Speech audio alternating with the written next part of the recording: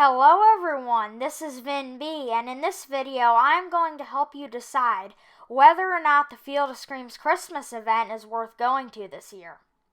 I will be basing this off of my experience with this past Halloween season. So I went to Field of Screams for the first time in 2021 and just did the Haunted Hayride, but this year I did both the Hayride and the Nocturnal Wasteland. Last year I was really impressed, but this year not quite as much, and I'll explain why. But really quickly, I'd like to put forward a disclaimer that I'm not trying to rant with this review.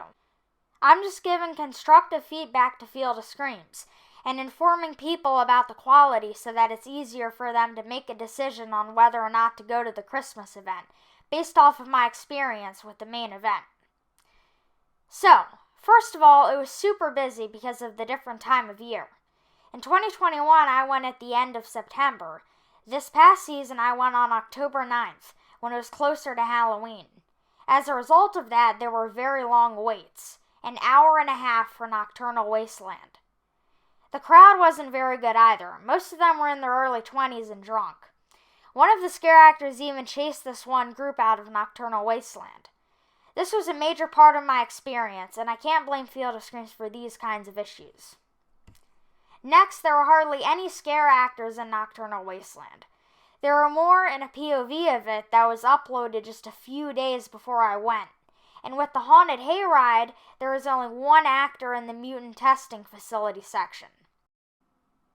Like Nocturnal Wasteland, I watched new POVs of the Hayride after I went to compare them to my recent experience.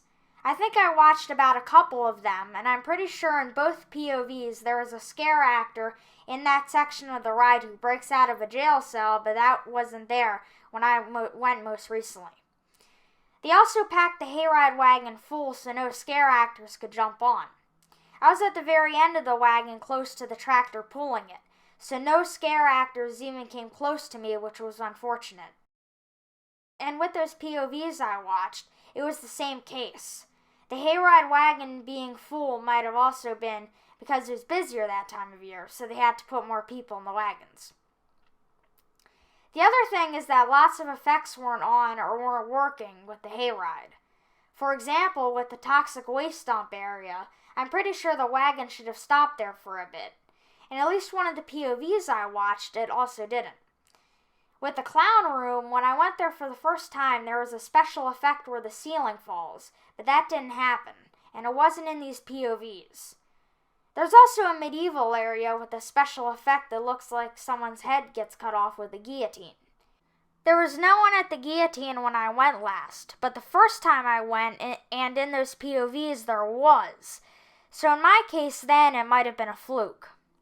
Then in the conservatory room, there are giant animatronic insects, spiders, and reptiles that come down from the ceiling.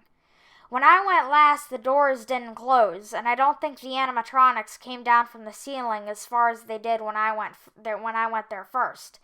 And in one of the POVs, the animatronics didn't come down from the ceiling at all. However, the doors did close, and then there was a scare actor in that room, which I'm pretty sure shouldn't have been there. But I guess an extra scare actor was needed when the animatronics weren't doing their job. In the spinning tunnel room, the doors also didn't even close.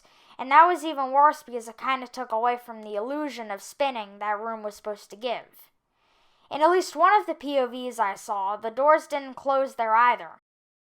Another area you go through on the hayride is the Chop Shop, which has a list of impressive special effects, including one effect where a huge fence falls over.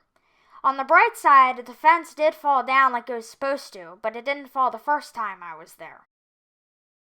So do I think that the Field of Screams Christmas event is worth going to?